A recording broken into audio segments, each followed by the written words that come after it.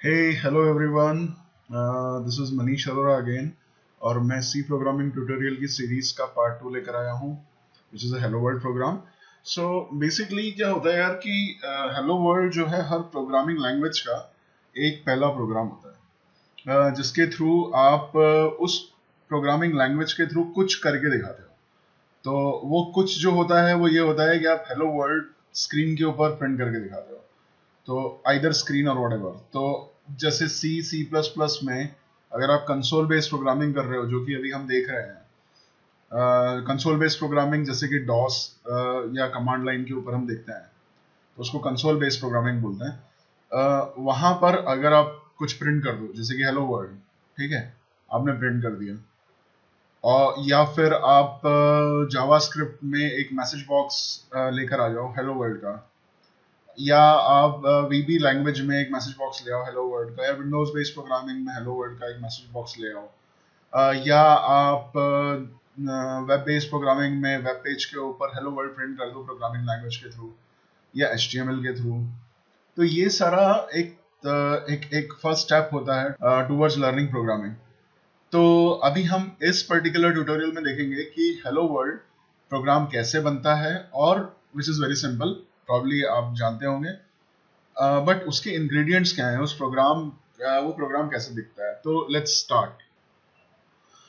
तो ये है हमारा हेलो वर्ल्ड प्रोग्राम.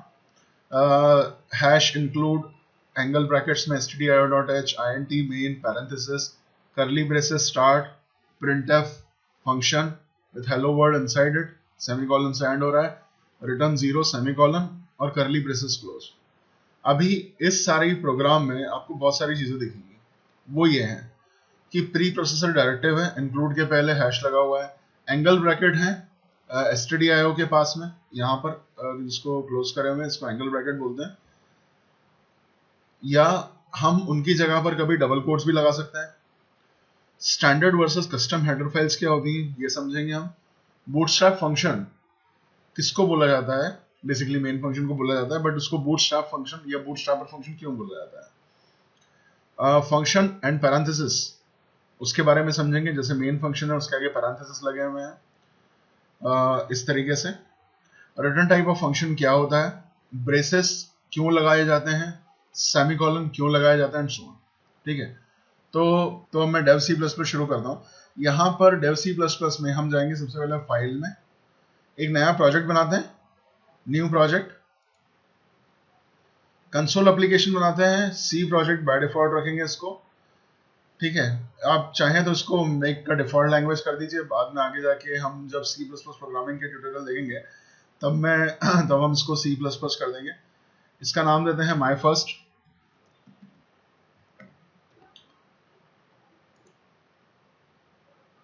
और मैंने एक फोल्डर बनाया हुआ है एपिसोड 2 के नाम से which is an C programming tutorial. तो उसके अंदर मैं इसको सेव कर दूंगा. तो मेरी एक प्रोजेक्ट सेव हो गया. प्रोजेक्ट बनते से ही इसने एक पहले से बना हुआ कोड इसने हमारे लिए ला दिया which is main function. Console base हमने क्योंकि सिलेक्ट किया था.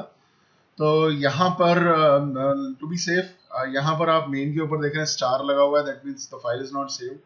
तो लेट्स सेव इट. तो इसको मैंने इसी एपिसोड 2 के फोल्डर में सेव कर रहा हूँ. ठीक है. And let's write a function printf. Okay. इसकी क्वालिटी ये है कि मैंने सिर्फ स्टार्ट करा ब्रैकेट, उसने जो है ब्रैकेट खुद से क्लोज कर दिया. मैंने सिंगल कोट लगाया, उसने दूसरा कोट खुद लगा दिया. ठीक है. मैं इसके अंदर हेलो वर्ल्ड लिख रहा हूँ क्योंकि कई बार क्या होता है कि हम लोग ब्रेसेस स्टार्ट करते हैं, पैरेंथेसिस स्टार्ट करते हैं और क्लोज करना भूल जाते हैं. ठीक है. या कोट स्टार्ट करते हैं और क्लोज करना भूल जाते हैं, तो उसके कारण एरर्स आती हैं. ठीक है. तो जिंदगी की एक बहुत ज़रूरी चीज़ हमें यहाँ से सीखने को मिलती है प्रोग्रामिंग से, वो ये है कि जिस काम को शुरू करो उसको अंत ज़रूर करो. ठीक है. बीच में किसी को छोड़ के ना जाओ कुछ भी चीज़ें. ठीक है. सो यहाँ हम एग्जीक्यूट में जाएंगे, कंपाइल एंड रन का ऑप्शन है, कंपाइल और रन दोनों होगा उससे. कंपाइल हुआ और यहाँ पर gcc.exe इन्वोक हुई है जो कंपाइल कर रही है आपका प्रोग्राम. ओके. तो हमने देखा हेलो वर्ल्ड प्रिंट हो गया स्क्रीन पे. प्रोग्राम तो बहुत छोटा सा था. बट ये हैश क्या काम करता है, कैसे काम करता है, और stdio.h कहाँ पर रखी हुई है, ये सब देखें। तो hash basically pre processor directive होता है। तो अकेला हैश के बाद लिखी हुई जो भी चीजें होती है कंपाइलेशन के जस्ट पहले इन्वोक होती हैं, और ये इंक्लूड एक स्टेटमेंट, एक कमांड है हैश के बाद में, जो कहती है कि इंक्लूड करो इस फाइल को, जो कि प्री कंपाइल्ड हेडर फाइल है। stdio.h या stdlib.h ये एक प्री कंपाइल्ड हेडर्स हैं।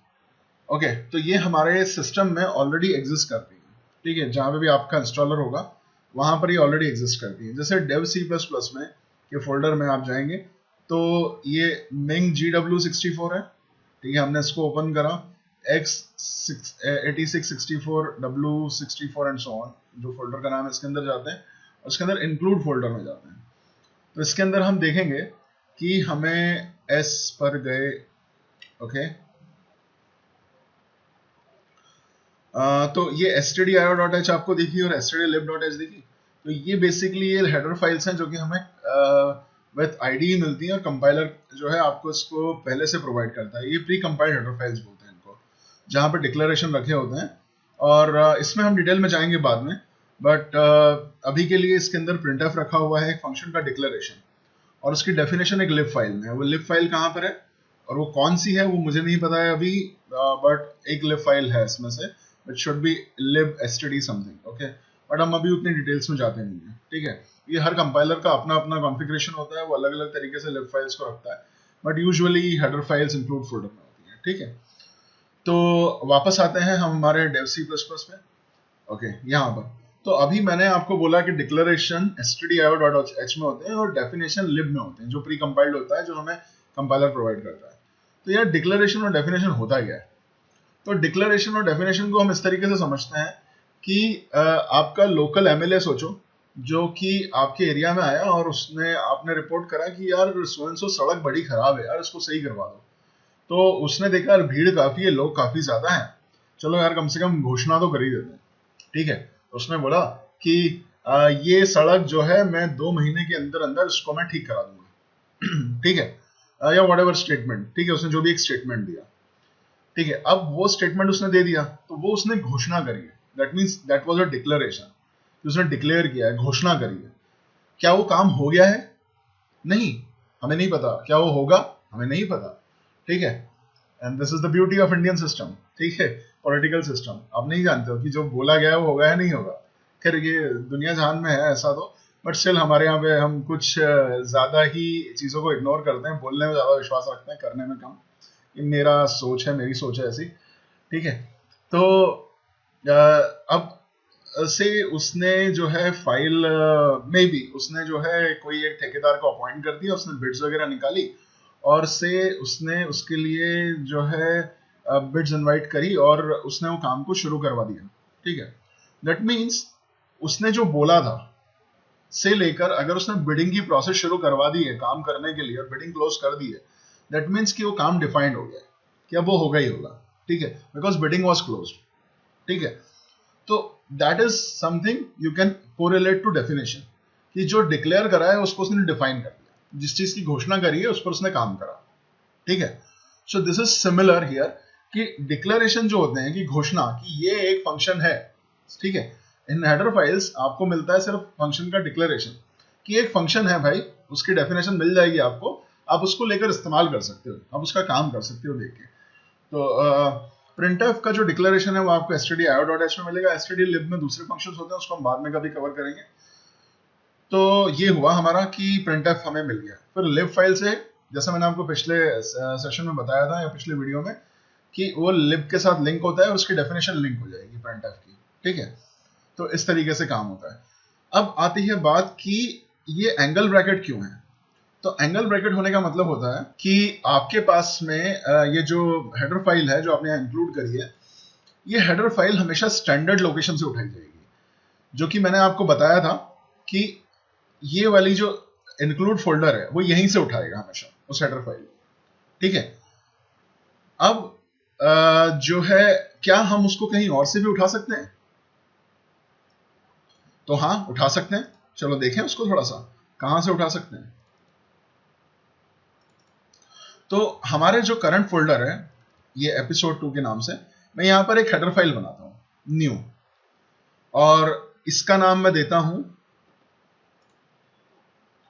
stdio.h, ठीक है।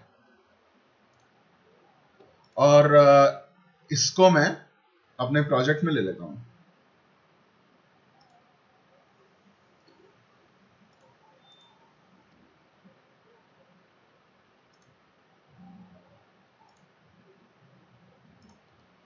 अब इस stdio.h को मैं ओपन करता हूं और इसके अंदर मैं लिख देता हूं सिंपल स्टेटमेंट int I, एक इंटीजर i मैं डिक्लेयर कर रहा हूं, ठीक है, और कुछ भी नहीं कर रहा, ठीक है। और मैं यहां पर इस printf को हटा देता हूं अभी के लिए, और देखते हैं कि क्या ये प्रोग्राम चलेगा।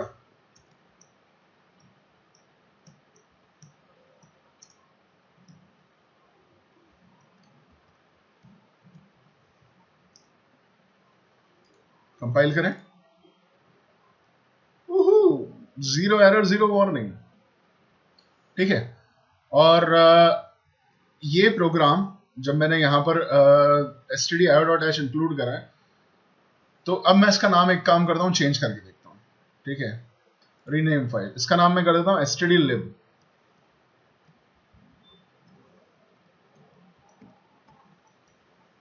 ठीक है।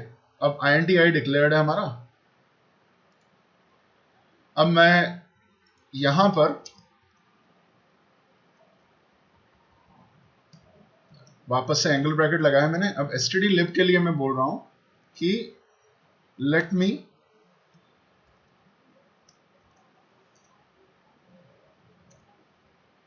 Put this stdlib.h in double quotes, ठीक है। अब मैं यहां पर लिख रहा हूं I is equal to 20 and printf %d, I। अब मैं इसको कंपाइल करके देखता हूं, okay, zero error, zero warning, जबकि I को हमने कहीं डिक्लेयर नहीं करा है। या करा है इस फाइल में, C फाइल में नहीं करा है, बट हमने हेडर फाइल में उसको डिक्लेयर करा है, ठीक है।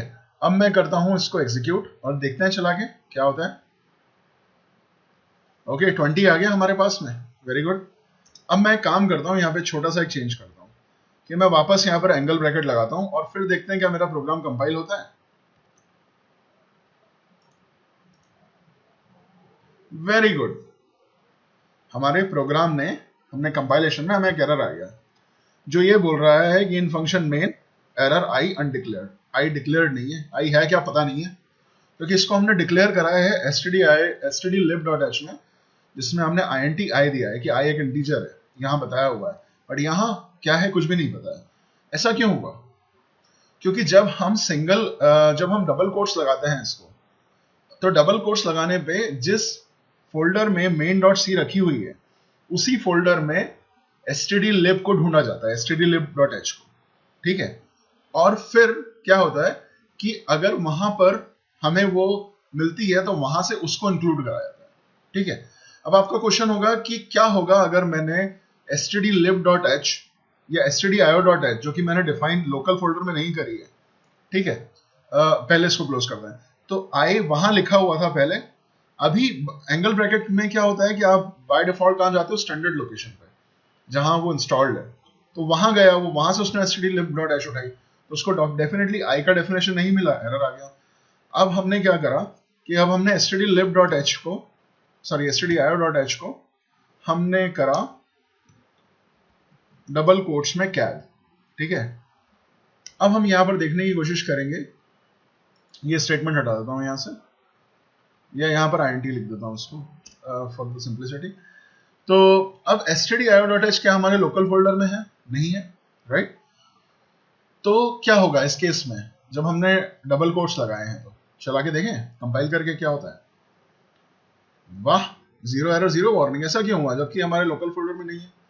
तो एक्चुअल में क्या होता है कि जब आप कोई फाइल का नाम डबल कोट्स में देते हो तो उस फाइल को सबसे पहले लोकल फोल्डर में ढूंढा जाता है, जबकि अगर आप एंगल ब्रैकेट्स देते हो तो उसको सीधे स्टैंडर्ड लोकेशन पे ढूंढा जाता है। जब आप डबल कोट्स देते हो तो उसको सबसे पहले लोकल फोल्डर में ढूंढते हैं, अगर लोकल फोल्डर में नहीं मिलती है तो स्टैंडर्ड लोकेशन पे जाता है और वहां से उठाता है, अगर वहां भी नहीं मिलती है तो एरर आता है।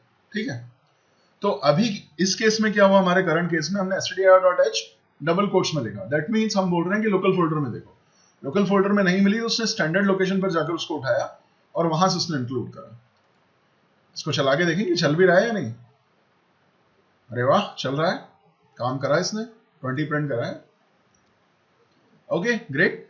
तो अब हमें एक चीज समझ में आई है कि हैश इंक्लूड बेसिकली फाइल्स को इंक्लूड करने का काम करता है।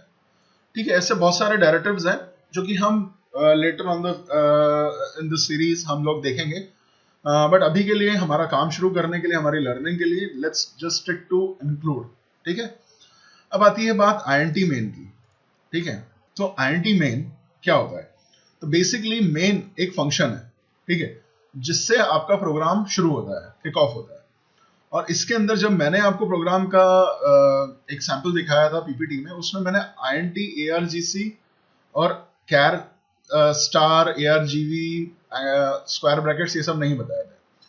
तो अभी हम इतनी डिटेल में नहीं जाएंगे कि char स्टार और ये स्क्वायर ब्रैकेट्स क्यों लगे हुए हैं। हम लोग इसके बारे में डिटेल में बाद में जाएंगे आने वाली सीरीज में, आने वाले वीडियो ट्यूटोरियल्स में। यहाँ पर मैं आपको बट फिर भी बताऊंगा कि argc argv का क्या इस्तेमाल होता है और क्यों इस्तेमाल होता है। क्या अगर मैं इसको हटा दूं तो भी मेरा प्रोग्राम सही काम करेगा? तो ये देखें, तो मैंने इसको हटा दिया, मैं कंपाइल कर रहा हूं और रन करता हूं। नाइस, 0 एरर 0 वार्निंग, वही आउटपुट मुझे मिला। ठीक है, तो फिर इसकी जरूरत क्यों पड़ती है? ठीक है, इस पर हम आएंगे। पहले हम आते हैं कि मेन क्या है। तो मेन बेसिकली इसको बोला जाता है बूटस्ट्रैपर फंक्शन। तो यार एक्चुअल में क्या होता था कि पुराने समय में एक जो राजा महाराजा होते थे, तो उनके लिए, उनको घोड़े पे चढ़ाने के लिए एक बहुत हैवी बंदा हुआ करता था। ठीक है, उसको हॉर्स ट्रैपर बोला जाता था। हैवी मीन्स बलशाली, ठीक है, जिसकी बॉडी अच्छी बॉडी होती थी, ठीक है, जो भारी सामान उठा सकता था। तो उनको जो है राजा महाराजाओं को वो हेल्प करता था घोड़े में बैठने के लिए, तो he was kind of a helper, तो उसको हॉर्स स्ट्रैपर बोला जाता था। उसी तरीके से इस फंक्शन को बोला जाता है बूटस्ट्रैपर फंक्शन। बूटस्ट्रैपर फंक्शन मतलब कि ये प्रोग्राम को बूटिंग में हेल्प करता है ना। बूटिंग इज व्हाट, ठीक है, स्ट्रैपर हमें समझ में आया, जो हैवी लिफ्टिंग करता है, आपको हेल्प करता है। ठीक है, बूटिंग का मतलब क्या होगा? तो आप सोचो कि आप घर से बाहर निकलने के सबसे पहले क्या करते हो? तैयार होते हो। उसके बाद में सबसे आखिरी काम क्या करते हो?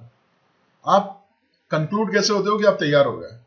आप जब तक पैरों में शूज नहीं पहनते हो, या जो भी आपको प्रेफर करते हो, आप जब तक नहीं पहनते हो, ठीक है, may be chappal, may be sandal, whatever, जब तक आप वो नहीं पहन लेते हो तब तक आप घर से बाहर नहीं निकलते हो। Usually the case, unless until आप नवरात्रि में बोल रहे हो मैं तो नंगे पैर घूमता हूँ या घूमती हूँ। ठीक है, ओके, तो अब आपने जो है पैरों में अपने शूज पहन लिए, that means you are ready to face the world.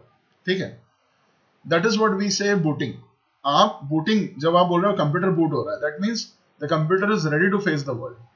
When you say you are booting, that means you are ready to face the world. और वैसे ही प्रोग्राम जब बूट होता है तो इसका मतलब होता है program is ready to face the user. ठीक है, तो बूटस्ट्रैपर फंक्शन जो प्रोग्राम को बूटिंग में हेल्प करे, ठीक है, बूटिंग में हेल्प करे मतलब उसको दुनिया को फेस करने में हेल्प करे, वहां से उसकी शुरुआत कहां से होगी, तो इसीलिए उसको मेन फंक्शन बोला जाता है। मेन फंक्शन को बूटस्ट्रैपर फंक्शन बोला जाता है। और आपके सारे सी प्रोग्राम की शुरुआत यहीं से होती है, यानी जो करली ब्रेसेस के बाद में पहला स्टेटमेंट होगा वही यहां से ही एग्जीक्यूशन होना शुरू होगा उसका। ठीक है, इसीलिए इसे बूटस्ट्रैपर फंक्शन बोलते हैं। अब करली ब्रेसेस यूजुअली ये होता है कि ये start of the code block होता है और ये end of the code block होता है। आपका यहां से आपकी शुरुआत होती है और हर शुरुआत का एक अंत होता है। ठीक है, आपको उसको क्लोज करना पड़ता है। फिर एक होता है रिटर्न टाइप INT। ठीक है, INT रिटर्न टाइप यहां पर क्यों है? और यहां इसको रिटर्न टाइप बोलते हैं जो भी फंक्शन रिटर्न करता है। ठीक है, तो फंक्शन आप इस तरीके से समझ सकते हैं कि हम बोलते हैं कि मैथमेटिक्स में f is equal to y is equal to f of x, ये हमारा एक फंक्शन होता है। तो इसका मतलब ये होता है कि आपका एक फंक्शन है वो x एज ए इनपुट ले रहा है और y एज ए आउटपुट दे रहा है, ठीक है। तो सिमिलरली एक फंक्शन है मेन, तो आप इसको ऐसे ले लो मेन, यहां पे मेन, तो मेन कुछ इनपुट ले रहा है, ठीक है, और इस पर्टिकुलर सिनेरियो में आप इसको x, y बोल दो ऊपर वाले एग्जांपल के हिसाब से, मेन फंक्शन के हिसाब से, और वो एक आउटपुट दे रहा है y। तो वो आउटपुट जो y है वो इंटीजर टाइप का वेरिएबल है। दैट मीन्स जो y होगा, जो रिटर्न कर रहे हो आप फंक्शन से, वो एक उसका कैरेक्टर जो होगा, कैरेक्टरिस्टिक्स जो होगी, वो इंटीजर टाइप की होगी। अब हम डिटेल में समझेंगे कि इंटीजर या फ्लोट या डबल क्या होते हैं। Those are called data types. उसको हम नेक्स्ट लेक्चर में कवर करेंगे, नेक्स्ट वीडियो लेक्चर में। बट अभी के लिए आप समझ लीजिए कि एक डेटा टाइप है इंटीजर, तो टाइप ऑफ इंटीजर आप रिटर्न कर रहे हो, ठीक है। ओके, अब रिटर्न कर रहे हो, लेकिन किसको कर रहे हो भाई, किसको रिटर्न कर रहे हो? तो बेसिकली आप रिटर्न किसको करते हो? आप रिटर्न करते हो आपके ऑपरेटिंग सिस्टम को, बिकॉज मेन को कौन कॉल करता है? मैंने आपको जैसे बताया था कि प्रोग्राम का एग्जीक्यूशन का एक सीक्वेंस होता है, उसको लोडर मेमोरी में लोड करता है, और लोडर जो है ऑपरेटिंग सिस्टम का एक हिस्सा होता है, ठीक है। तो ऑपरेटिंग सिस्टम लोडर की मदद से इस प्रोग्राम को मेमोरी में लोड करेगा। मेमोरी में लोड करने के बाद जब प्रोग्राम का एग्जीक्यूशन कंप्लीट होगा, तो एग्जीक्यूशन कंप्लीट होने के बाद में प्रोग्राम कुछ रिटर्न करेगा, वो रिटर्न करेगा ऑपरेटिंग सिस्टम को। और वो यूजुअली क्या होते हैं? एरर कोड्स होते हैं, कि अगर मान लो प्रोग्राम एब्रप्टली बंद हो गया या कुछ हो गया, तो वो अपना एक मैसेज दे दे कि वो क्यों बंद हुआ है, क्या बंद हुआ है। तो वो यूजुअली इंटीजर नंबर्स होते हैं जो कि एरर कोड होते हैं, ठीक है। उन नंबर्स का एक मीनिंग होता है। जीरो का मतलब यूजुअली होता है कि कुछ एरर नहीं है प्रोग्राम में, ठीक है। तो इसलिए आप रिटर्न जीरो कर रहे हो। Got it? ठीक है, समझ में आ गया आपको? आई थिंक आ गया होगा, ठीक है। अब आते हैं हम कि ये ARGC और ARGV क्या है। तो अभी इसका एक सिंपल एग्जांपल हम ऐसे लेते हैं कि जब आप कमांड लाइन से कोई प्रोग्राम चलाते हो, ठीक है, तो उस केस में प्रोग्राम जो है कुछ पैरामीटर्स लेना चाहता है से। तो चलो एक चला के देखते हैं, कुछ कमांड लाइन से एक प्रोग्राम, कुछ कमांड्स वगैरह चलाते हैं, देखते हैं। तो ये cmd करके है, ठीक है। अब जो हमारा cmd.exe मतलब कमांड लाइन मैं चला रहा हूं उसको, यहां पर देखते हैं मैं चलाता हूं cd dot dot. Okay, now here cd एक कमांड है, ओके। cd एक कमांड है जिसका इनपुट पैरामीटर है डॉट डॉट, ठीक है। जिसका मतलब हुआ कि एक फोल्डर ऊपर जाओ, ठीक है। या मैंने बोला पिंग, तो पिंग एक कमांड हो गई या एग्जीक्यूटेबल हो गई जो रन हो रही है, ठीक है। और उस पिंग का पैरामीटर हो गया से लाइक मैंने उसको बोला है www.google.com। तो मैंने उसको बोला गूगल को पिंग करके देखो कि वो रीचेबल है या नहीं, ठीक है। तो उसने 4 पिंग मारे। इसका मतलब यहां पर ये हुआ कि पिंग एक कमांड हुई, ठीक है। ये एग्जीक्यूटेबल होती है basically, commands are all are executable files. तो पिंग नाम की एक एग्जीक्यूटेबल फाइल है, exe फाइल है आपकी मशीन में, विंडोज फोल्डर में होती है जो कि यूजुअली सी विंडोज में।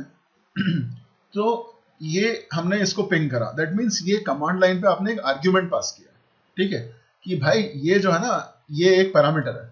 अब आपने उसको एक और दूसरी कमांड हो गई कि अभी तो आपने एक ही पैरामीटर दिया, अब इसको मैं काम करता हूँ -t करता हूँ यहाँ पे। तो एक पैरामीटर मैंने एक ऑप्शन दिया उसको -t और फिर google.com लिखा है। तो ये क्या करता है बेसिकली कि ये इनफाइनाइट लूप में पिंग करता रहता है। अभी उसके पहले केस में हमने सिर्फ 4 पिंग देखे होंगे, 4 बार हिट होती है रिक्वेस्ट।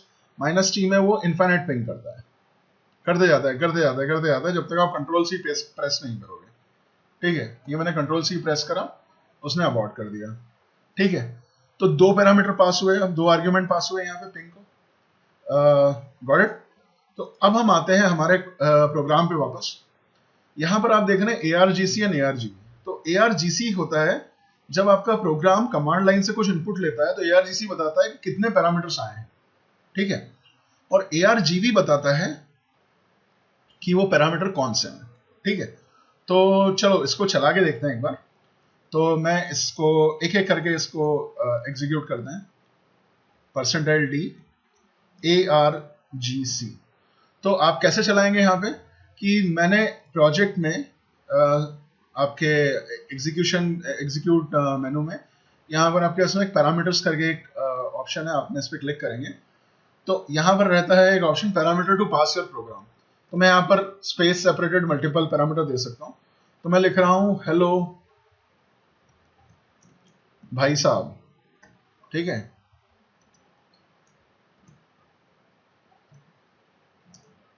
हेलो भाई साहब, ठीक है, ओके। तो ये मैंने दे दिया। अब इस प्रोग्राम को चलाते हैं, एग्जीक्यूट, कंपाइल एंड रन। तो इसने मेरे सामने ऑप्शन दिया, मुझे बताया कि कितने आर्ग्यूमेंट पास हुए हैं, 4। बट यार हमने तो 3 दिए हैं, स्पेस सेपरेटेड था, हेलो भाई और साहब, तो 3 पैरामीटर्स हुए, तो उसने 4 क्यों दिए? ओ, कुछ तो गड़बड़ है, राइट? नो, कोई गड़बड़ नहीं है। तो अब हम देखते हैं वो 4 पैरामीटर्स कौन से हैं, ठीक है। तो हम एक फॉर लूप लगाएंगे यहाँ पे। पहले मैं int i डिक्लेयर करूंगा, और लूप्स वगैरह भी मैं आपको आगे बताऊंगा, बट अभी समझने के लिए मैं अभी इस पर ज्यादा एम्फेसाइज नहीं कर रहा हूं कि लूप्स क्या होते हैं।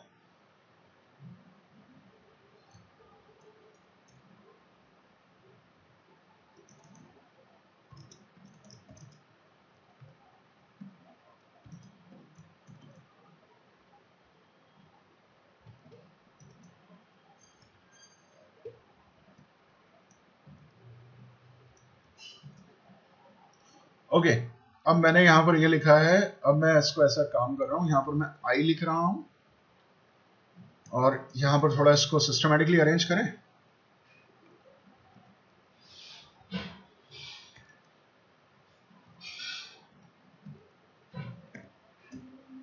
ओके, मेरे ख्याल से थोड़ा सा हैवी हो जाएगा आपके लिए, अगर आप पहली बार देख रहे हैं तो ये प्रोग्राम, बट ठीक है, जस्ट बेयर विथ मी, क्योंकि मैं आगे आने वाले समय में इसको पूरा कवर करूंगा। Compile, okay, and run. Okay, एक काम करते हैं, हर के बाद में एक लाइन चेंज कर देते हैं, स्लैश n, ठीक है, ताकि क्लियर हो जाए हमें।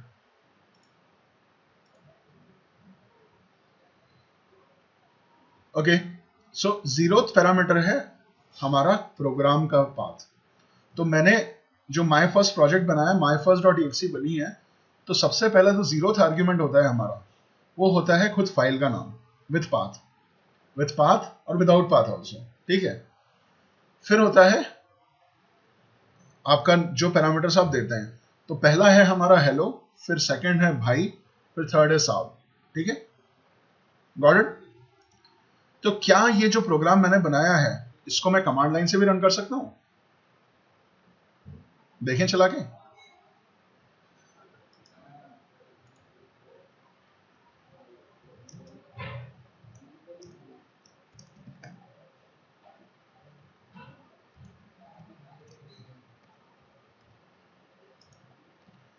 तो मैं उस फोल्डर में जा रहा हूं जहां पर मैंने फाइल को रखा हुआ है, ठीक है, एपिसोड 2। अब हम आएंगे, यहां पर हमारे पास में माई फर्स्ट डॉट एक्सी रखी हुई है, तो मैं माई फर्स्ट डॉट एक्सी को रन करूंगा। मैं माई फर्स्ट सीधे लिख सकता हूं या डॉट एक्सी लिख सकता हूं, ठीक है। अब यहां पर मैं कुछ और लिखता हूं, क्या लिखूं? हेलो बहन जी, ठीक है, गुड। नाउ यहां पर क्या आया, पहला आर्ग्यूमेंट माई फर्स्ट, जो कि प्रोग्राम का नाम है, फिर हेलो, फिर बहन, फिर जी, बिकॉज पहला पैरामीटर हमारा क्या गया है, माई फर्स्ट। चूंकि मैं उसी फोल्डर में हूं, इसीलिए उसने पूरा पाथ यहां पर मेंशन नहीं करा है। अगर मैं किसी और फोल्डर में होता और वहां से मैं my first dot exe run कर रहा होता पाथ देकर, तो वो पूरा पाथ वहां पर बताते हैं मुझे, ठीक है, गॉट इट। इससे एग्जिट हो हम, ग्रेट। तो ये हमारा प्रोग्राम का स्ट्रक्चर हुआ। अभी हर फंक्शन, तो मेन को एक फंक्शन बोला जाता है, तो हर फंक्शन को जब भी आप कोई भी फंक्शन को पैरामीटर पास करेंगे, तो आपको उनको ब्रेसेस में पास करना होता है, ठीक है। और आपका कुछ भी कोड ब्लॉक शुरू होता है वो ब्रेसेस, सॉरी, पैरेंथेसिस में पास करना होता है, और कोई भी आपका कोड ब्लॉक शुरू होता है वो ब्रेसेस से शुरू होता है। तो अगर, क्या आप जानते हैं कि अगर आपको कुछ भी डिक्लेरेशन करना है, वो डिक्लेरेशन आपने करा हुआ है और वो डिफाइन नहीं करा हुआ है तो क्या होगा? तो देखें, मैं एक void hello नाम का एक फंक्शन बना रहा हूं और मैंने इसको डिफाइन नहीं करा है। डिफाइन नहीं करा है मतलब मैंने इसका डेफिनेशन क्या होगी, मैंने ऐसे ब्रेसेस लगाकर वहां पे उसको डिफाइन नहीं करा है, यहां पर उसका बिहेवियर। ठीक है,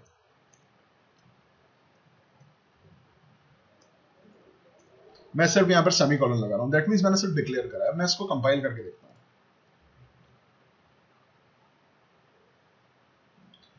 कोई प्रॉब्लम नहीं आई, ठीक है, लेकिन मैं इस हेलो को अब कॉल करके देखता हूं।